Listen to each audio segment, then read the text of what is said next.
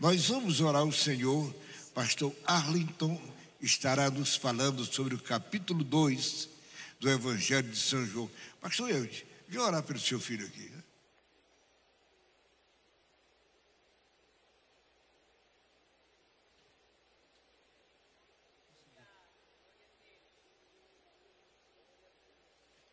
Eu cumprimento a igreja com a paz do Senhor.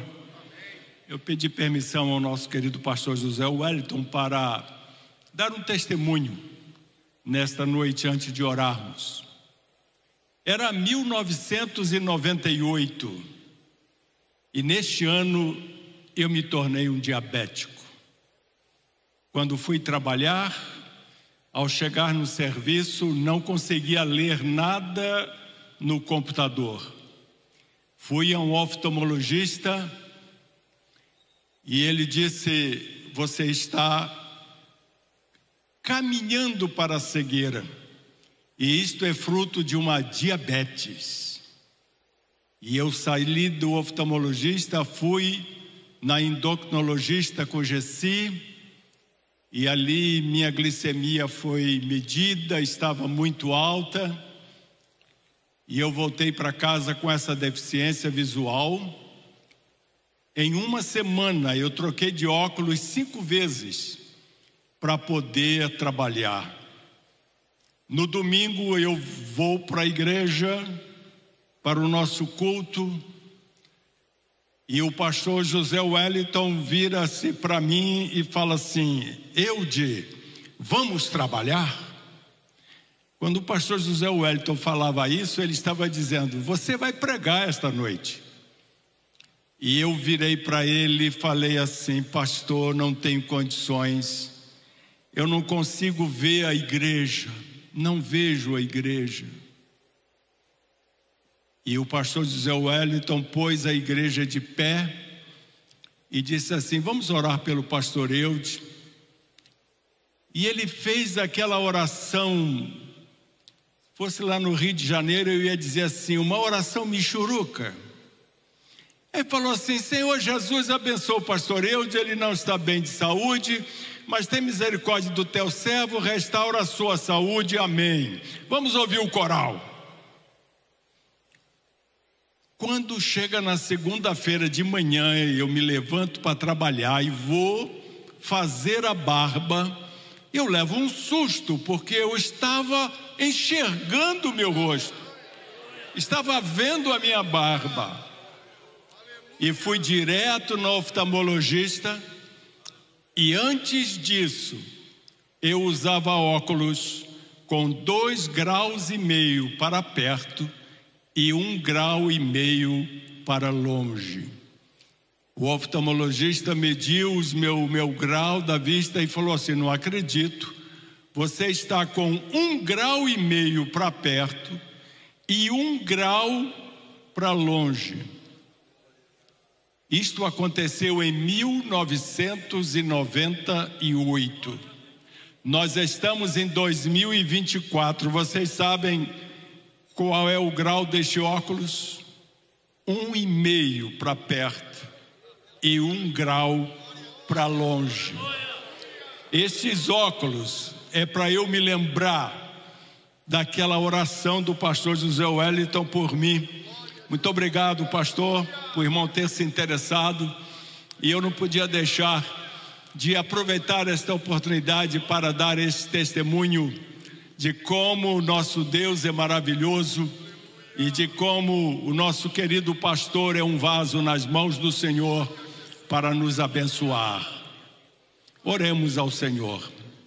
Querido Deus, nosso Pai Celestial, graças te damos, Senhor, pela bênção maior da salvação de nossas almas. Te damos graças, Senhor, pelo teu servo José Wellington, nosso presidente, que tem sido o nosso líder espiritual, que tem cuidado da nossa fé em ti e do nosso compromisso com o reino de Deus.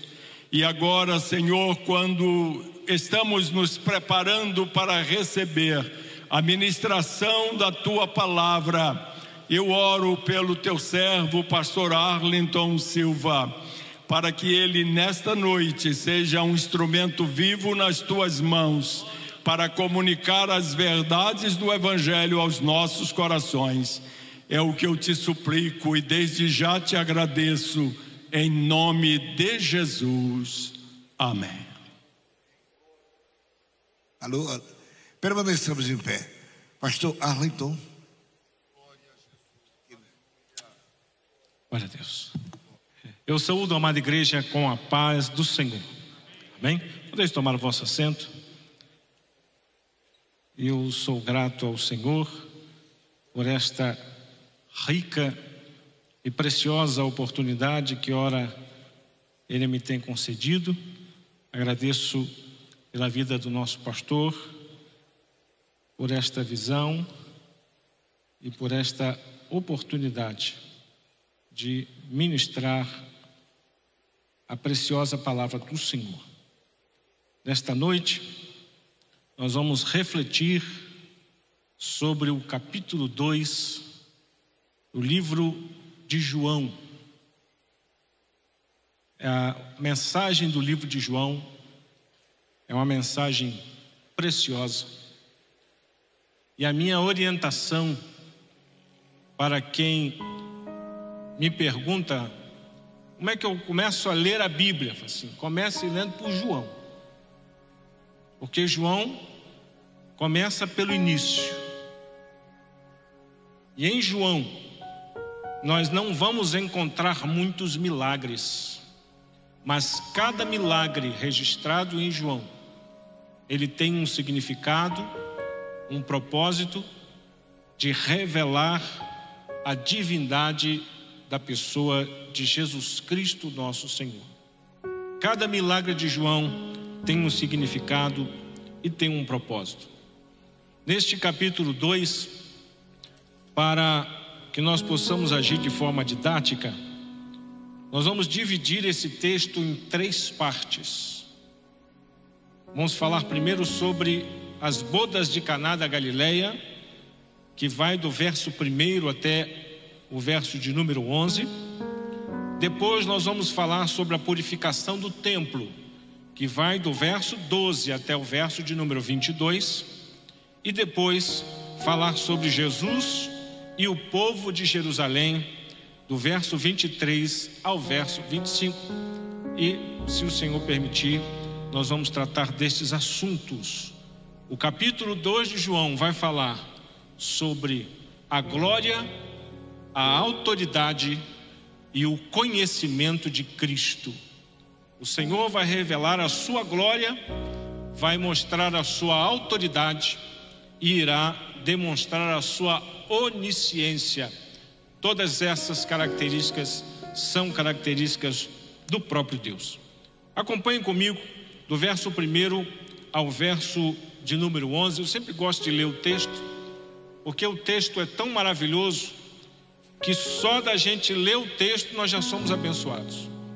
Se a gente só ler o texto, nós já estamos na vantagem, nós já estamos no lucro. João capítulo 2, o verso 1 ao verso 11, diz assim a palavra do Senhor. No terceiro dia houve um casamento em Caná da Galileia. A mãe de Jesus estava ali. Jesus e seus discípulos também haviam sido convidados para o casamento.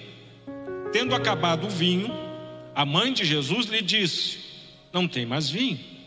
Respondeu-lhe Jesus: mulher, que tenho eu contigo? Ainda não chegou a minha hora. A sua mãe disse aos serventes: fazei tudo o que ele vos disser. Estavam ali 6 talhas de pedra que os judeus usavam para as purificações, e cada uma levava 2 ou 3 metretas. Disse-lhe Jesus: enchei de água essas talhas, e encheram-nas até a borda. Então lhes disse: tirai agora e levai ao mestre-sala. Eles assim fizeram. Logo que o mestre-sala provou a água transformada em vinho, não sabendo de onde viera, se bem que sabiam os serventes que tinham tirado a água, chamou o noivo e disse: todos põem primeiro o vinho bom, e quando já beberam fartamente, então o inferior, mas tu guardaste até agora o bom vinho. Este o primeiro dos seus sinais miraculosos, Jesus realizou em Caná da Galileia. Assim, revelou a sua glória e seus discípulos creram nele. Amém. Meus queridos irmãos, nesta primeira parte do texto, nós vamos observar a primeira manifestação da glória, do poder de Jesus num casamento. O texto nos fala que no terceiro dia havia um casamento em Caná da Galileia. Caná da Galileia distava a cerca de 6 quilômetros de Nazaré. E o casamento judaico é diferente da nossa festa de casamento. O casamento judaico, primeiro havia um noivado, e este noivado durava 1 ano, e após 1 ano, os noivos recebiam os convidados na sua casa. E esta festa, ela poderia durar até 7 dias, por conta das dificuldades de locomoção e de viagem. E neste momento, os donos da casa que haviam se casado, eles eram tratados como reis. E era muito importante, na realidade é muito importante para o oriental a recepção dos seus convidados. Isso é algo de suma importância. Nós vamos observar que Maria, ela vai anunciar a Jesus a falta do vinho. Alguns estudiosos dizem que Maria estava envolvida nos preparativos e trabalhando também para atender a todos os convidados. E ela vai falar com Jesus. E aqui, meus queridos irmãos, nós vamos observar que Jesus estava com os seus discípulos. Eram mais ou menos 5 discípulos: João, André, Simão, Filipe e Natanael, que era daquela cidade em Caná da Galileia. E quando Maria vai falar com Jesus, Jesus vai usar uma expressão que para nós parece que ele está sendo mal educado. Jesus vai dizer assim: mulher, que tenho eu contigo? Ainda não é chegada a minha hora. Mas nós vamos observar, meus queridos irmãos, que essa expressão que Jesus está usando não é uma expressão de falta de respeito, porque o próprio Jesus vai usar esta expressão lá na crucificação, no capítulo 19, quando Jesus, no vitupério, na cruz do Calvário, Jesus vai se dirigir à sua mãe e vai dizer: mulher, eis aí o teu filho, apresentando João, que estaria incumbido de cuidar de Maria. Então nós vamos observar que este termo não era um termo desrespeitoso. Jesus não estava sendo desrespeitoso com a sua mamãe, mas na realidade o Senhor está dando uma orientação. Com esta declaração, Jesus deixa claro que não realizaria algum milagre pela vontade de sua mamãe terrena, mas pela autorização do Pai Celestial. Havia uma agenda, e esta agenda foi definida na eternidade. Então Jesus está dizendo para Maria: Maria, eu não vou fazer um milagre porque você quer, mas há algo da parte de Deus, não chegou aqui ainda a minha hora. Meus queridos irmãos, nós vamos compreender com isto que o nosso Deus de forma nenhuma pode ser constrangido ou pode ser obrigado a fazer algo, mas quando Ele realiza um milagre na nossa vida, Ele realiza porque assim o quer, Ele realiza porque Ele é bom, e um Deus bom faz coisas boas, e é por isso que Deus realiza milagres na nossa vida. De forma alguma o Senhor vai se deixar levar por qualquer tipo de chantagem, mas nós vamos observar que ainda recebendo esta forma tão direta, esta negativa tão direta de Jesus, Maria vai assumir a mesma postura daquela mulher cirofenícia que recebeu um não de Jesus.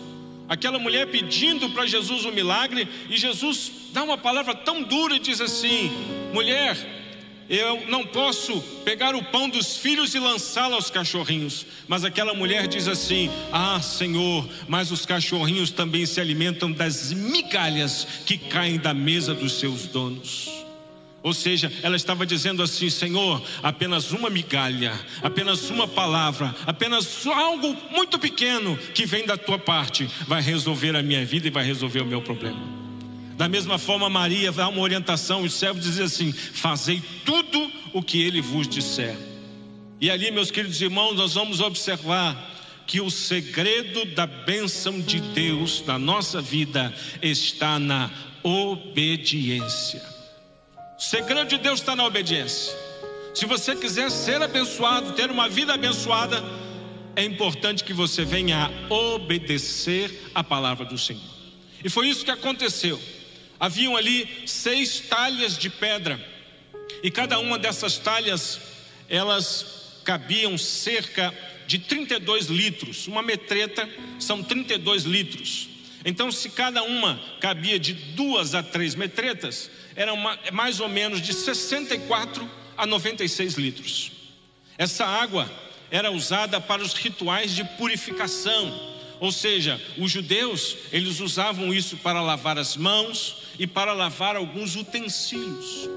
E agora Jesus pede que essas talhas, elas sejam cheias até a boca com água.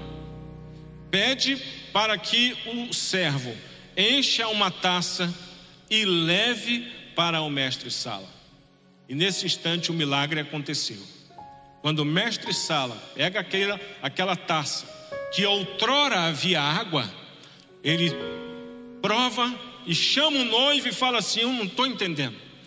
Porque geralmente, quando a gente vai numa festa, eles dão primeiro o vinho bom, e depois que o pessoal já está farto, eles começam a diminuir a qualidade do vinho. Mas olha, você guardou o bom vinho até agora, porque o vinho novo é melhor. Meus queridos irmãos, isso tem um significado muito importante, porque esta água na talha de pedra simbolizava os costumes judaicos, a religião judaica, de como eles faziam. E agora Jesus está mostrando que ele veio fazer algo diferente. Ele transforma aquela água da religiosidade no vinho novo, num novo ensinamento e numa nova forma de servir a Deus. Meus queridos irmãos, o que vai acontecer e o que aconteceu foi que a chave do texto está no verso 1. Diz assim: assim revelou a sua glória e seus discípulos creram nele. Ali, meus queridos irmãos, o nosso Senhor revelou a sua natureza divina. Ali o Senhor demonstrou que ele é Deus, e os seus discípulos creram nele, creram que ele realmente era o Messias. Meus queridos irmãos, isso fala da nossa caminhada com Cristo. Cada um de nós tem uma caminhada com Cristo. E conforme nós vamos caminhando com Cristo, o Senhor vai se revelando a nós. E quanto mais você caminha com Jesus, mais Ele se revela para você. E Ele vai mostrando para você que Ele é o Jeová Jiré, o provedor, que Ele é aquele que te cura, que o Senhor é a nossa bandeira. Para cada situação e para cada dificuldade que nós vivenciamos, Jesus está se revelando para nós e mostrando que Ele é Senhor, que Ele é Deus e que Ele tem um controle sobre todas as coisas. Nós vamos observar, meus queridos irmãos, que Jesus havia negado transformar pedras em pães, desobedecendo a ordem de Satanás, mas agora, de forma graciosa, Jesus transforma a água em vinho para trazer o ambiente que era necessário, para trazer a provisão. Meus queridos irmãos, o primeiro milagre de Jesus aconteceu num casamento. E o casamento foi a primeira instituição criada por Deus, e foi o primeiro lugar em que Jesus realizou um milagre. Nós vamos observar que o vinho representa a alegria, e que faltou naquele casamento o vinho que era alegria. E isto significa que na minha vida e na sua vida pode faltar o vinho que é a alegria, mas o Senhor Jesus vem para restaurar a alegria na nossa vida, no nosso casamento, para restaurar a alegria no ministério, para restaurar a alegria de servir a Ele com amor. Meus queridos irmãos, nós vamos observar que o primeiro milagre realizado através de ação de um homem aconteceu lá em Êxodo 7, quando a vara de Moisés se transforma numa serpente. É interessante notar que lá em Êxodo 7, Moisés joga o seu cajado, e o seu cajado se transforma numa serpente. Nós precisamos entender isso. Na mão de Moisés, cajado não tem vida, mas quando Moisés coloca o cajado na mão de Deus, aquilo cria vida. E sabe o que acontece? Quando Moisés pega de novo no cajado, volta a ser cajado. E uma coisa aconteceu. A partir daquele momento, aquele não era mais o cajado de Moisés, era a vara de Deus. Da mesma forma é assim. No ministério, não é nosso, o ministério é de Jesus. Se você colocar na mão de Jesus, Ele vai fazer uma maravilha. Mas se ficar na sua mão, é um cajado sem vida. Mas nas mãos de Jesus tem vida e tem esperança. Nós vamos observar, meus queridos irmãos, que este primeiro milagre aconteceu, foi um milagre da transformação. O primeiro milagre realizado pelo Filho do Homem também foi um milagre de transformação. Mas, irmãos, é interessante, eu já ouvi alguém criticando Jesus. Você, mas como pode? Primeiro milagre é um milagre de transformar água em vinho. O que é isso? Meus queridos irmãos, note a graciosidade de Jesus em não permitir que uma família entrasse num vexame social. Jesus vem para trazer alegria. Esse foi o milagre do Senhor. Nós precisamos compreender que Jesus foi tentado para começar o seu ministério de forma retumbante. Quando o inimigo das nossas almas tenta Jesus, ele fala assim: lança-te daqui abaixo. Você vai começar o seu ministério assim, de uma forma retumbante. E Jesus negou. O primeiro milagre de Jesus foi um milagre discreto. Foi um milagre sem nenhum tipo de holofote. Assim deve ser a minha vida e a sua vida.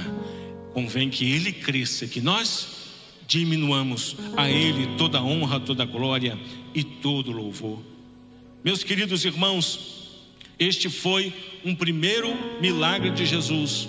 Um milagre feito de uma forma muito graciosa e que fala da benevolência do Senhor. Na segunda parte do texto, em João de 12 a 22, nós vamos observar Jesus purificando o templo. Acompanhem comigo esta leitura a partir do verso 12. Depois disso, desceu para Cafarnaum com sua mãe, seus irmãos e seus discípulos, e ficaram ali não muitos dias. Estando próximo à Páscoa dos judeus, Jesus subiu para Jerusalém. Achou no templo os que vendiam bois, ovelhas e pombas, e os cambistas assentados. Tendo feito um chicote de cordas, lançou todos para fora do templo, bem como os bois e as ovelhas. Espalhou o dinheiro dos cambistas, derrubou as mesas e disse aos que vendiam pombas: tirai daqui estas coisas. Como ousais transformar a casa de meu pai em mercado? Seus discípulos lembraram de que está escrito: o zelo da tua casa me consumirá. Então os judeus perguntaram: que sinal miraculoso nos mostra para provar que tens autoridade para fazer isso? Respondeu-lhe Jesus: destruí este templo e em 3 dias o levantarei de novo. Disseram os judeus: em 46 anos foi edificado este templo, e tu o levantarás em 3 dias. Ele, porém, falava do templo do seu corpo. Quando Jesus ressuscitou dos mortos, os seus discípulos lembraram-se do que ele dissera. Então creram nas Escrituras e na palavra que Jesus tinha dito. Meus queridos irmãos, na primeira parte do texto nós vemos um Jesus gracioso, bondoso, se compadecendo de uma situação e trazendo de volta a alegria, para mostrar a sua glória, a sua natureza divina. Agora, Jesus vai a Jerusalém. Note que João é o único que registra 3 viagens que Jesus fez a Jerusalém. Os outros evangelhos, que nós chamamos de evangelhos sinóticos, porque eles tratam do mesmo assunto, embora de perspectivas diferentes. Mas João vai falar de 3 viagens que Jesus faz em Jerusalém. E nesta viagem, Jesus vai para o templo. E ele se incomoda com uma situação que havia se instalado ali. O templo, meus queridos irmãos, era um templo muito bonito, feito de mármore, pedras de mármore e de ouro. Foi um templo construído por Herodes. E o povo judeu, eles tinham, os religiosos da época, eles tinham muito orgulho daquela construção. Nós precisamos entender de forma muito sucinta pelo menos 4 tipos de grupos que haviam naquela época. Os fariseus, que eram um grupo mais radical. Os saduceus, que eram os fariseus que receberam uma influência grega. Haviam também os herodianos e os zelotes, que era um grupo mais radical e que acreditava na luta armada. Inclusive havia um discípulo de Jesus que era zelote. Era um zelote, era alguém que confiava na sua própria espada. E ali, meus queridos irmãos, havia um certo relacionamento dos fariseus com Herodes. E nós vamos observar que o templo ele era dividido em 4 pátios. O primeiro pátio, o pátio dos sacerdotes. O segundo pátio, o pátio dos israelitas. O nível inferior, o pátio das mulheres. E no último nível, o pátio dos gentios.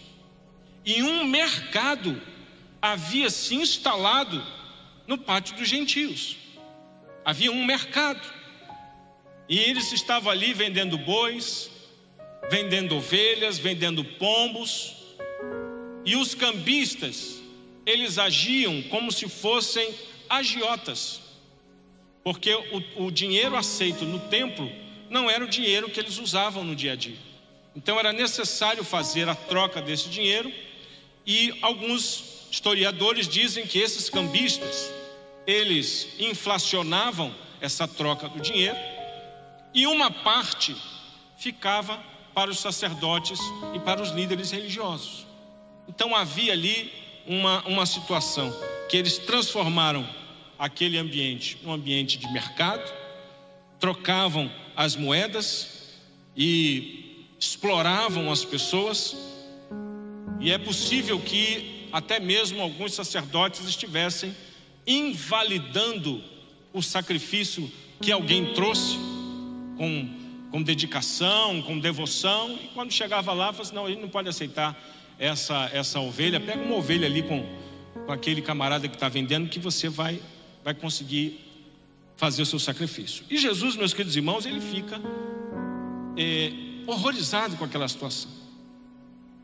Vamos entender que Jesus não estava se opondo à venda de animais. O problema não era esse. O problema era o lugar. Porque aquele lugar tinha um propósito. E o propósito daquele lugar não era fazer comércio. O comércio poderia ser feito do lado de fora, para quem quisesse, mas não trazer aquilo que está de fora para dentro. E este, meus queridos irmãos, tem sido um grande desafio para a igreja. Nós não podemos pegar o que está fora para colocar dentro, porque isso funciona. Não, isso não funciona. A igreja foi chamada para viver em santidade. O que é lá fora, deixa lá fora, porque aqui dentro tem que ter a presença do Espírito Santo de Deus. E ele vai ficar tão indignado, ele vai ficar tão bravo, que ele vai fazer um azorrague, que é um chicote feito de couro, e ele vai colocar todo mundo para fora. Ele vai libertar aquele boi, vai libertar as ovelhas saindo correndo. Ele vira as mesas, ele joga as moedas e dá uma chicotada nessa turma. Eles saem correndo, e nós vamos observar que havia um conluio com os líderes religiosos. Por quê? Porque eles vão lá falar com Jesus. Assim, mas que autoridade, que sinal miraculoso o Senhor mostra para mostrar que tem autoridade? E Jesus vai falar algo que eles não entendem. Jesus vai dizer assim: destruí este templo e eu o reconstruirei em 3 dias. Meus irmãos, Jesus não joga a conversa fora. O que Jesus fala, Jesus cumpre. Tudo aquilo que ele fala, ele cumpre.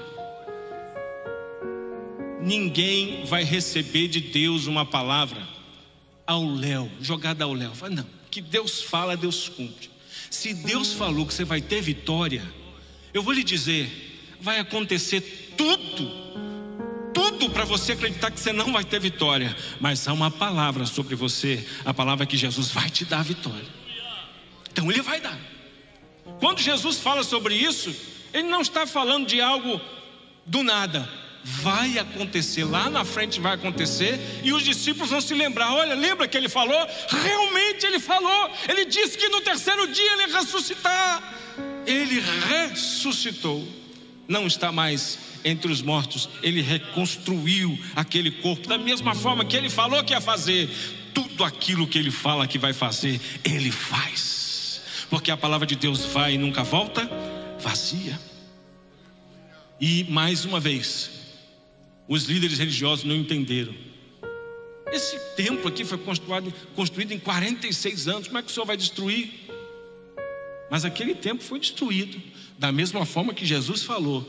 Quando lá nós falamos de Marcos 13, Jesus olha para o templo e vai dizer assim: não vai ficar pedra sobre pedra.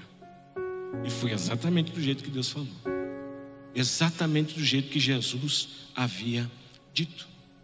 Meus queridos irmãos, há caminhos para o homem que parecem direito, mas o seu fim conduz à morte. Pareceu bom para eles fazer aquele comércio. Não, vamos fazer aqui, vamos ajudar o viajante. Vamos ajudar o viajante, vamos vender aqui um boi, vamos vender aqui uma ovelha. De repente ele tem dificuldade de vir lá de longe, então ele pode vir aqui e comprar um boi e comprar uma ovelha para fazer o sacrifício. Parece ser uma coisa boa, mas não foi isso que o Senhor determinou na sua palavra. A Arca da Aliança, meus queridos irmãos, ela foi dada por Deus a Moisés, seu projeto, e ela tinha um propósito. A Arca da Aliança tinha que andar no ombro de levita consagrado. Não podia ficar andando em qualquer lugar, era no ombro de levita consagrado. A arca foi tomada e ela estava na casa de uma pessoa, e de repente Davi determinou: vamos trazer a Arca da Aliança para cá. E alguém, irmãos, teve uma ideia de colocar a arca em cima de um carro de boi. Mas a arca não foi feita para ser carregada em cima de carro de boi. A arca foi feita para ser carregada em cima de gente consagrada. O que aconteceu? O boi tropeçou, Uzá foi colocar a mão na arca e foi fulminado. Sabe por quê? Desvio de propósito. O átrio dos gentios tinha um propósito: era para que as pessoas pudessem encontrar Deus, não encontrar comércio, não encontrar mercado. Quando nós viemos a esta casa, meus queridos irmãos, nós não viemos aqui encontrar entretenimento, nós não viemos encontrar lazer, mas este é um lugar de adoração ao nosso Deus. Eu tenho comentado isso com os nossos queridos irmãos da escola dominical. A coisa mais sem sentido que a gente pode fazer é dizer assim: olha, o culto hoje não foi muito bom não. Não gostei do culto não. O pastor que pregou era meio complicado. Os irmãos que tocaram meio desafinado. Não gostei do culto não. A pergunta que eu te faço: o culto é para quem? O culto é para Jesus. A Ele toda a honra, toda a glória e todo louvor. E quem tem que gostar do culto é Jesus. E Jesus não ouve o que a gente toca, Jesus ouve o nosso coração, porque é um coração quebrantado e contrito Deus não despreza. O Senhor olha a nossa coerência de vida. Enquanto a gente vê como vê o homem, Deus não vê assim. Deus vê o interno, Deus vê o coração. Você chegou aqui essa noite trazendo lutas e dificuldades, problemas e dilemas, e eu quero lhe dizer que Deus conhece a sua vida, conhece o seu problema, conhece o seu dilema, e Ele te dá uma palavra. A ansiedade do coração do homem o abate, mas uma boa palavra o alegra. E essa boa palavra é que Jesus está aqui, está vendo a sua vida. E se você ficar firme, você vai ver a bênção de Deus. Se você obedecer, você vai ver o milagre do Senhor. Mas é necessário ficar firme, firme até o fim. Meus queridos irmãos, aquela geração má e perversa estava pedindo um sinal. E nenhum sinal seria dado, senão o sinal do profeta Jonas. Este sinal é o nosso Senhor Jesus, que foi morto, mas ao terceiro dia ressuscitou. Jesus está vivo e está conosco. E sobre nós está esta palavra, que Ele está conosco todos os dias até a consumação dos séculos. Quando Jesus ressuscitou, os discípulos se lembraram. Às vezes Deus fala com a gente e a gente não se dá conta, mas depois você se lembra: olha, Jesus falou. Realmente você lembra que Deus falou? Da mesma forma os discípulos, eles se lembraram. Ele avisou, Ele falou, Ele disse que isso ia acontecer. E nós vamos observar nos versos 23 a 25 desse texto, vai dizer assim: estando ele em Jerusalém, durante a festa da Páscoa, muitos viram os sinais miraculosos que fazia e creram no seu nome.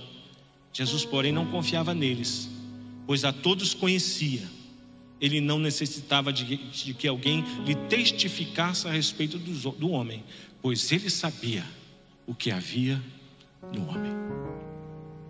Meus queridos irmãos, Jesus, Ele fez muitos milagres em Jerusalém, e o povo creu nos milagres, mas não era o tipo da fé salvadora, porque eles não reconheciam Jesus como Senhor e como Salvador e como Filho de Deus. Era um povo interesseiro, porque existe uma fé interesseira. É a fé que diz: eu creio se o Senhor fizer, se acontecer, eu vou crer. Era o tipo de fé que esse povo tinha. Há também a fé intelectual, que é a fé que os demônios têm. Os demônios creem em Deus, sabem quem é Deus, mas não há salvação. Tem muita gente que acha que conhece Deus, mas é uma fé intelectual. Agora, a fé salvadora é a fé que testifica de quem Jesus é e do que Jesus fez. Quem Jesus é o Filho de Deus. E o que Ele fez? Morreu para perdoar os nossos pecados. Ele morreu em nosso lugar. Jesus, meus queridos irmãos, vai ter a qualidade da onisciência, que é uma qualidade única de Deus. Irmãos, somente Deus conhece os nossos pensamentos. O inimigo das nossas almas não tem poder de saber o que você pensa, a menos que você fale. Se você falar o que você pensa, ele vai saber. Mas se você não falar, ele não tem como saber, porque só Deus conhece os nossos pensamentos.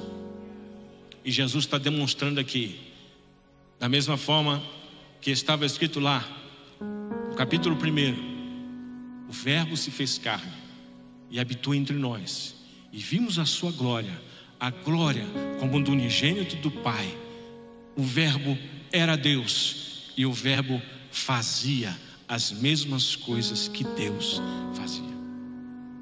Meus queridos irmãos, caminhando para uma conclusão, nós vamos observar neste texto e ao longo do ministério de Jesus 3 líquidos que permeiam, 3 líquidos que fazem parte deste tempo que Jesus passou na terra e como isso se aplica a mim e a você. O primeiro líquido é a água. E a água representa o primeiro ano do ministério de Jesus. É quando Jesus não era conhecido. O segundo líquido é o vinho. E o vinho representa o segundo ano do ministério de Jesus, que foi um ministério de crescimento, que foi um ministério em que havia muitas pessoas seguindo a Jesus, e que o Senhor precisava muitas vezes se retirar para o deserto, para a montanha, para conseguir ter um tempo a sós em oração. E o terceiro líquido que permeia o ministério de Jesus é o vinagre, que representa os últimos anos do ministério de Jesus, onde havia uma forte oposição e sofrimento. Assim sou eu, assim é você. No começo do ministério, nós vivenciamos a fase da água. Ninguém te conhece, ninguém sabe quem é você, mas você está ali fazendo o seu, pregando, mas ainda está na primeira parte do ministério. Depois vem o vinho, em que você se torna conhecido. Aí as pessoas começam a te convidar, aí começam a te chamar, aí pede para você cantar, aí pede para você solar. E o terceiro são as lutas e dificuldades que advêm sobre nós. Todos nós vamos passar pelo tempo do vinagre, da oposição, da dificuldade, do problema, muitas vezes da calúnia. Nós vamos passar por isso, mas assim como Jesus, nós vamos até o fim e não vamos desistir, porque o nosso prêmio está depois. Seu ministério, o ministério que o Senhor te deu, é de Jesus. Na sua mão é um cajado, nas mãos de Deus é vida, e vida em abundância. Meus queridos irmãos, glória, poder e conhecimento, onisciência, esse é o nosso Deus, é o Deus que nós servimos, é o Jesus que se apresenta a nós em cada uma das situações da nossa vida.